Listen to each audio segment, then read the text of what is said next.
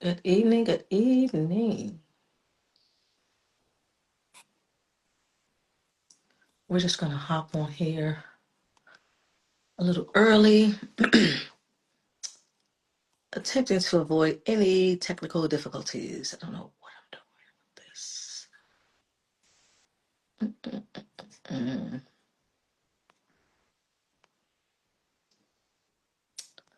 This evening we'll be discussing Please Stop Shooting. That is the title.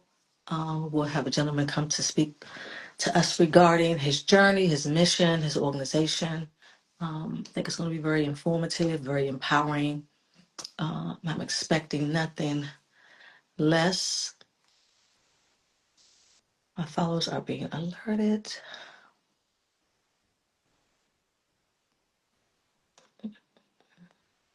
That.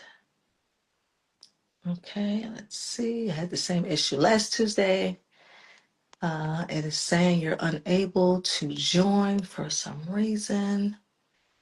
I will try. Maybe send me a request and see if that works better.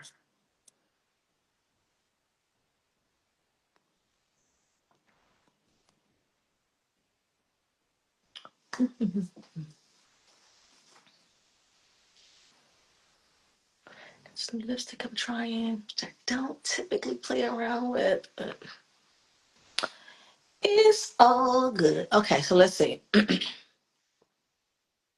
going to try this again. Mm-mm-mm. Okay, okay. Hey, hey. Okay, let's see here. Yeah, it's stating that you're unable to join. I had the same issue last week. So send me a actual request. I think sending the request is probably going to be the best route. Because once you join my live, you should be able to see the option of a request to join the live, and then I'll accept it. How you doing, sis? You good? I appreciate you.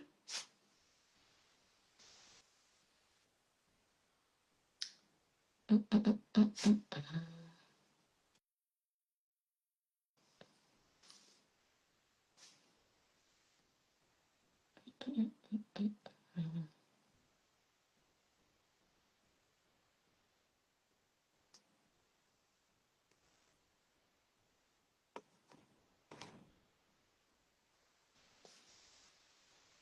This is why I always request to log on early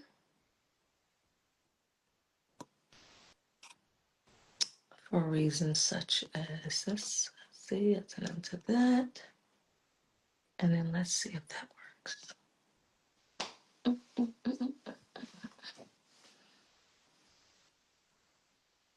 Okay, I have sent my guest the request. And let's see if he accepts it. Is able to accept it.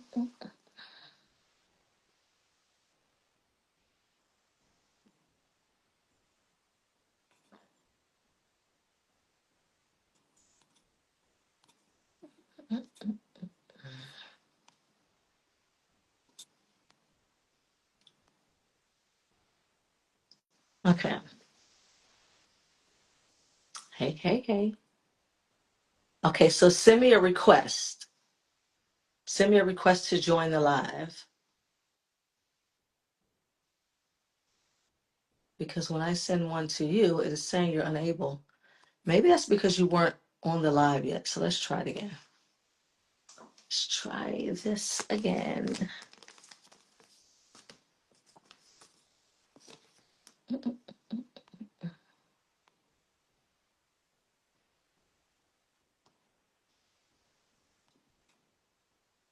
All right. I think this is it. Excited. I'm excited. I'm excited. I'm excited.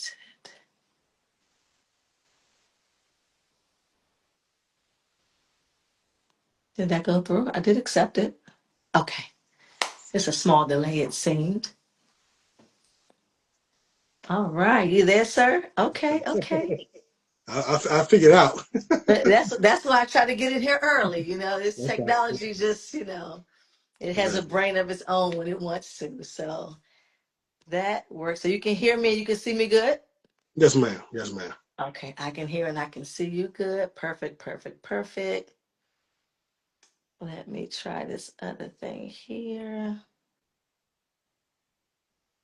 Yeah, see, I typically go live on Facebook, and so you would think that it would just be simple where you could just click, click, boom, and somehow Instagram just seems a tad bit slightly difficult. I've just had to attempt more than once, but we're good. We're here. We're here. We're here. We're here. So we're not going to delay. I know we advertised for 7. It's a few minutes before. We won't dive into anything specifically. As Okay. I mentioned in my message to you, that I kind of really want this to be an opportunity for you to really just tell your story, um, explain your childhood, your upbringing, your journey, as well as your mission and your organization specifically. I do have a few questions, but they're really going to kind of be more so pulling off of information that you give to me. I kind of have a few areas I want to dig and pick your brain about, just knowing that this is kind of what you do. It's not, it doesn't sound like a hobby. It doesn't appear to be a hobby, right? It doesn't appear to be a Juneteenth annual Not at all. mission Not of at all. yours. Not at It all. seems to be a pretty consistent mission of yours, which I so appreciate. I don't take it lightly. I've been following you for a while. Yeah, And so I see you kind of here, there, you're in Southeast and Virginia, and I love it because of the consistency, right? I I don't appreciate take anything away from what anybody else is doing in the community and out. it. But what I have learned to understand, and regardless of what you're doing, again, whether it's in or outside of the community, is consistency Yes, that ma'am. actually makes the difference, right? That's where the impact comes from, the consistency, right? We can do things and for Thanksgiving and we can do things for this and and a lot of times it becomes a hit and miss, right? And then you can find followers, you can find people interested in what you have to offer, just sitting there waiting. Yes, It's like, oh no, well, they only come around on, twice a year. So let me make sure I'm at the bus stop when he comes, or I'm gonna have to wait 6 months to see him. And I love it. I absolutely love it. Um, I actually admire it. Can I say that? Is that okay? I yes, actually ma'am. admire how consistent you are in what you do for the Appreciate community, and what you offer. I noticed when you shared it, the particular individuals that chimed in, that began to follow and begin to share it, and I can see they were coming from your community, your followers. And so I say this because I'm a pretty particular individual, and so I may seem this marketing savvy individual is really is really that apart from that actually. But I love to understand what people are and who they connected to, because you can be whatever you want to be on social media. We get that, right? That's true. But I could just see the caliber of people that were liking it and sharing it, which said a lot for you and your reputation. So, hey, Ladell, hey, hey, hey, hey, I appreciate you. Come on in, come on in. And so, yeah, like I said, we're going to start off by you just introducing yourself. So you can just go ahead and just introduce yourself. Let us know where you were raised, siblings, background, and then we'll get into your journey, your mission, your organization. Okay. Yes, ma'am. Okay. I was born. I'm Khalid Kareem. Born and raised in Southeast Washington D.C. My father, and my mother, they were married when I was born. He was a Muslim in the nation. She was too. I had an older brother by 1 year. They got divorced a couple of years after that. Mm, Um, my father got remarried. My mother kind of went downhill emotionally, um, but they stayed around the corner. She stayed around Parkland, and my father stayed on Naylor Road. So we were over there every weekend. My father moved out to Falls Church, got married again to my stepmother, had 3 more children. We stayed out there for about maybe a year and a half, I guess. Moved back to DC. My biological mother moved around a lot. We stayed with her usually in summers, so she stayed up northeast around Florida Avenue, moved around. She drank a lot, And that was one of her struggles. She drank a whole lot, and a couple of my family members, my grandfather in particular, told my father, come get the boys. And so my father grabbed us, and he kind of raised us for the most part. We moved to, like I said, we moved around a lot. Eventually, we found ourselves in Calvert County, Maryland, with my older brother and 3 of my siblings, my stepmother. That didn't go too well. My father got a divorce. My brother and myself and my father stayed down there. He began to grow weed. Place got raided. My mother, my biological mother, was having a couple of more sons with their father. They were never married, so we never called him my stepfather, but he was always present. She had stopped drinking probably in the late 80s. She moved uptown. I went with my father to St. Croix de Virgin Islands. This was around 86.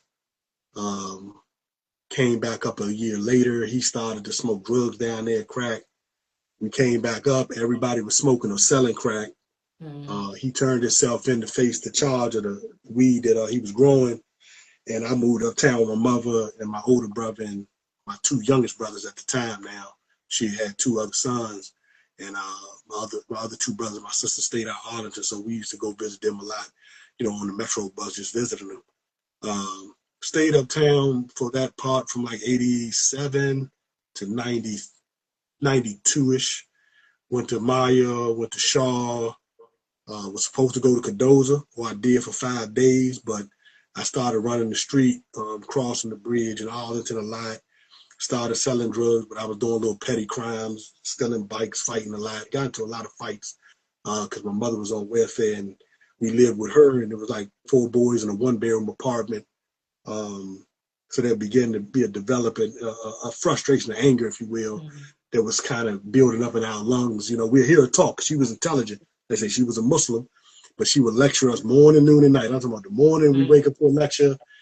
We come in 30 minutes late. It's a lecture. I'm like, Mom, we walking from Shaw. We walking from Garner and Patterson. But we never spoke back. We respected her.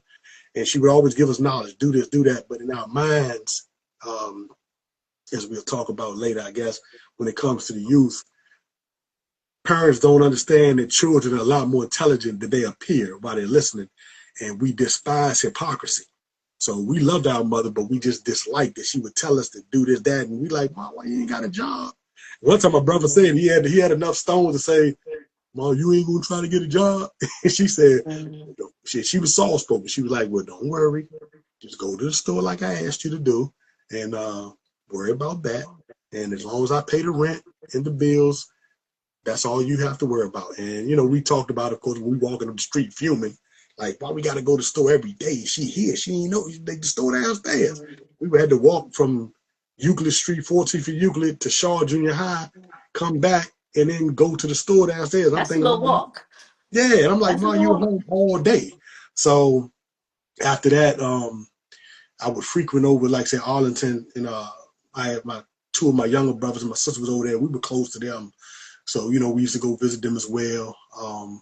And over there, it's the DC mentality. I would go over there kind of with a degree of aggression, and some of the people over there appreciated it, some feared it, and some challenged it. And so I would address it, and I developed a name over there, as well as, like I say, in my area, just for fighting. Got locked up for stolen car. I had a partner of mine. He used to steal cars a lot, and I'm riding with him, so I got locked up for that. I did time. I did about 7 months in juvie. Got out, went to school, and one of the things that made me stop going to school constantly, and this is what I tell the youngins today when I visit them, it was my pride. I was behind. You leave school, we're on chapter 2. I do 7 months in juvie. I come back, we're on chapter 20, and I'm trying to figure out how to do this particular problem, and as opposed to asking for help or being strong enough to stay after school and do that, I find myself slacking more, asking the girls for their homework or whatever, cheating. And the more the streets are grabbing me, the more I'm less inclined to listen to my teachers. I had some good teachers. I remember almost all of them. So I got locked up, got out, got locked up for 3 more months for a stolen car. Then I got locked up for burglary tools one time. and then I got locked up for malicious wounding. When I got out for malicious wounding, I got out on on bail, and I think I was locked up for like a month. And when I got out for that charge, 2 weeks later, I was incarcerated for murder and abduction, and I was given a life sentence and plus 10 out Fairfax, Virginia, and that's what I did. 25 years in prison, and So let's got put a button. Let's pause right there. sure. So your parents divorced at what age were you? I was around about two. I was two. My brother was three. Okay, and then your dad came to get you guys because of the state of your mom. Right. Do you know about how many years between them being divorced did you go move with your dad? Oh, it was maybe like about 7 or 8 months. Oh, okay. My mother went. She drank heavy. You know, almost everybody in my family, that immediate circle, drank a lot. But she would literally black out. Like I didn't know what blacking out Mm, was, but when she go to sleep, she would stay asleep almost. One time it seemed like 24 hours. I lie to you not. I stared there and looked at her to see if she was breathing, but she would just sleep for mm, like a whole day. So after that, my aunt knocked on the door a couple of times. And my aunt lived, one of my aunts lived in the same building with us, and she knocked on the door and saw that my mother wasn't receptive to the mm. knocking, and we opened the door. And after going through that enough, my grandfather called my daddy, was like, Saeed, come get the boys. And, but he would take us over there. We would go over there on the weekends, but he took primary control. Okay, and then he had other kids. Mhm. And so as you're with your dad and his new wife, your mom is now with someone and they're having kids as well? Well, she had started dating my little brother's father, but they didn't have children until 86, 80, 85, maybe Is 85, this 84. after she stopped drinking? Or you think this was Oh well, yeah, no, she was drinking while she was messing with Greg. She was okay. drinking, for the long. She stopped drinking around 80, 84. And how old were you then? I know you're telling your age, but No, I'm going on 50. I'm okay. 49. My mother, I'm not good with age, but I know that I was probably maybe nine, maybe about nine, Okay. maybe. Okay. Okay. Okay. So around 9 years old or so, you're still with your dad. Mm. Now this is where the petty crimes come from. Is this when the stolen cars started, or is that a little too No, my early? father was a disciplinarian. He was like I said, Okay. we were in the nation. He did drink beer at the time, but other than that, he was real clean. He worked. He was real strict. He would let us visit our families, see our uncles and cousins and all that. But when it came to acting up around him, now, like No. he would make us read books. He would make us quote lessons, learn, say our prayers and all that. Like he was real big on that. So wasn't too much frolicking around with him. Now we get with my mother, we still in shopping carts. We riding, Mm, shooting slingshots at people and all that. mm, Yeah, the petty crimes and all that came after my father's second divorce, and me and him went to St. Croix. When I came back to St. Croix, he had served about a month, I think, and I started living with my mother. So I would say around 86, I'm living with her, going to school uptown, Meyer. But I'm young. I started getting into little physical so situations is because this middle school? Or you elementary, elementary, still elementary? Okay. yeah, sixth grade, Okay. sixth Okay. grade. So I'm getting into That's what I little. was trying to pinpoint. Like, Okay. where were you in terms of age when the behavior shift It, began, I want to right? say I want to say it was around the sixth grade. Yeah, I think I Okay. might have been 13 maybe. Okay. Yeah, and that it was truthfully it was the environment. Like I love school. I used to like making A's and B's, but yeah, I'm new uptown. My older brother, got into quite a few fights up there. A couple of fights. They had my mother send him back to Southeast to my aunt over there, and I'm kind of picking up. You're like, who are you? Hmm. Khalid, Suleiman, my brother. Like what? Yeah, where you from? Southeast. I ain't what that got to. I don't care nothing about that. Right. And I'm not Hmm. gonna let nobody Hmm. grab my pockets. I ain't gonna let nobody smooch me. I ain't gonna let none of that happen. And a couple guys tried it, and I defended myself. I fought back. And so as I began to defend myself and fight back, that became who I eventually became. Was That more aggressive aggressive. side just started growing more and more. Yes, And ma'am. so now dad is second divorce during this time, right? Right. Mom is has mom begun to have children with the new man she's with, or is Yeah, they're we're dating, uptown. We're right? uptown in 86, 87.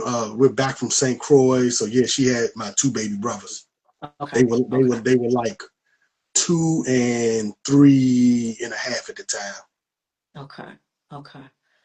So how do you think because I heard you say two things. Your father was disciplinarian and your mother lectured, right?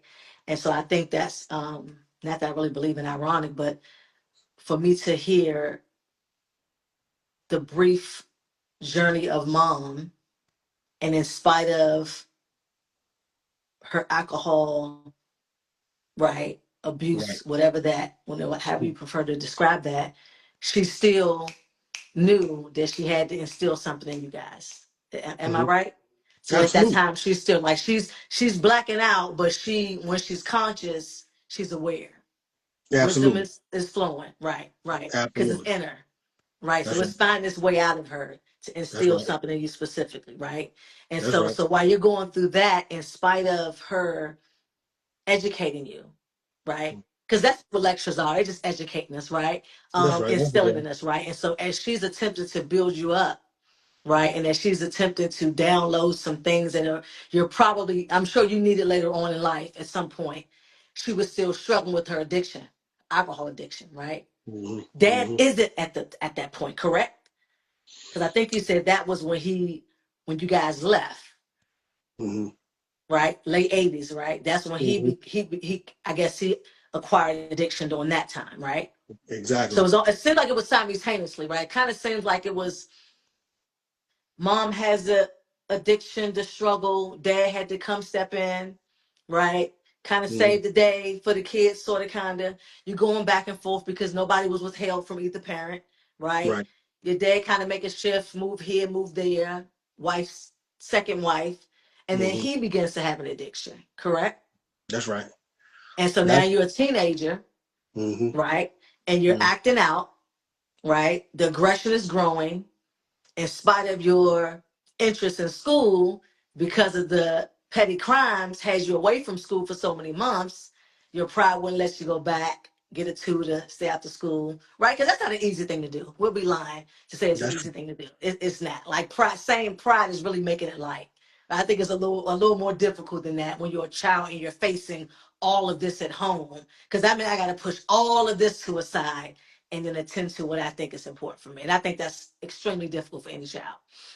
And so I just want to make sure I'm following you. And so, you're spending months away from school.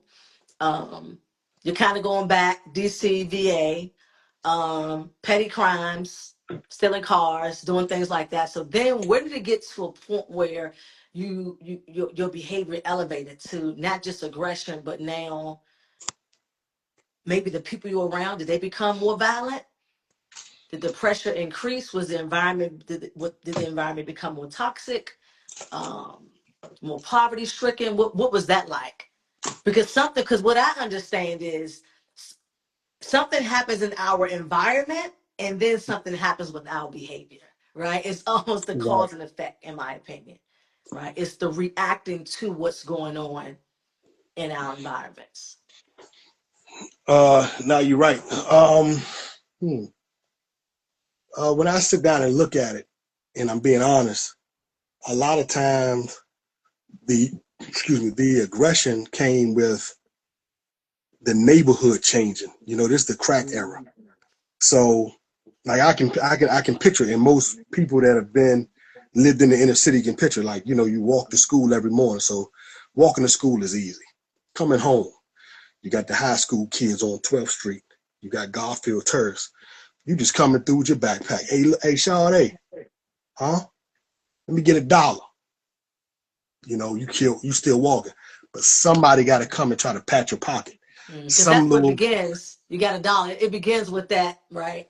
it And begins, something and it's always small. it's the pack mentality, because whoever's coming at you, someone either send them, man, go see, go, man, go check youngin, or someone has to pick, because it's a pack mentality. So it's like, let's nip at the one guy or the two guys walking. We don't know them, we're not familiar with them, so let's pick.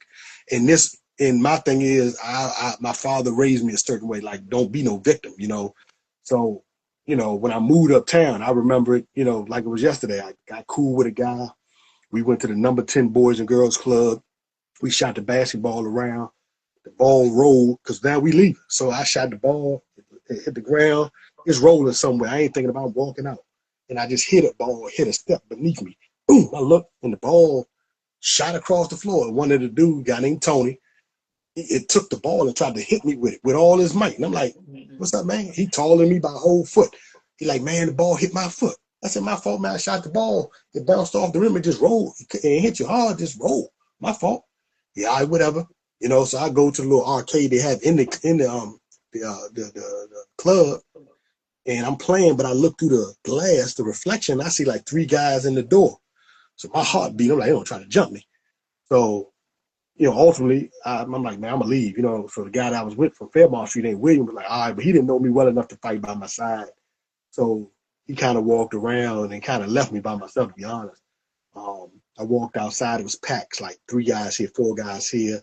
I made it home, which was a block up, and no one put their hands on me. But after that, I remember the guy Tony, because he was kind of a bully in the neighborhood, the area. So I think about 3 days later, my mother's boyfriend, my little brother's father, Greg, he was in the house. My mother said, Khalid, go to the store. I'll go across the street.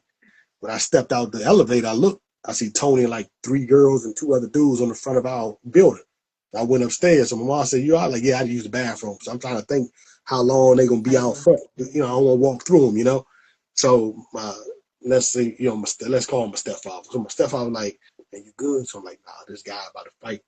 He out there, like 3 of them. He said, I'll walk with you. Then in my heart, I felt like a coward. So I said, I'm good. I'll walk by myself. He said, I'll walk with you. I'm okay. So I walked out there. I'm like, whatever, come with it, come with it. But they were gone. So I went to the store. Then I saw him in school. My teacher was a lady named Miss Kate Sides in Maya. And a lot of people liked her. And I'm in the class talking to a couple of guys, and we laughing. And I see Tony and about 3 other guys. And these guys belong in Garnett Patterson. They belong in high school.